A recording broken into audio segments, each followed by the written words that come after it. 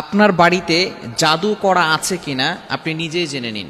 অনেক সময় black magic করা হয়ে থাকে, অনেক সময় কাউকে জাদু করা হয়ে থাকে, তাবিজ করা হয়ে থাকে, এবং বর্তমান আমাদের সোসাইটির ভিতরে ম্যাক্সিমাম জায়গায় এই ধরনের সমস্যা হচ্ছে।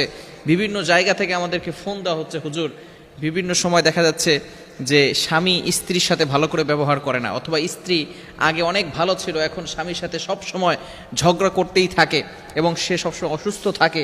এই ধরনের আলামত দেখলে, অথবা কিভাবে আপনি বুঝবেন যে আপনার ঘরের ভিতরে কাউকে জাদুটোনা করা হয়েছে কিনা, ব্ল্যাক ম্যাজিক করা হয়েছে কিনা, হুজুরের কাছে যেতে হবে না, আপনি নিজেই এটা পরীক্ষা করে জানতে পারবেন।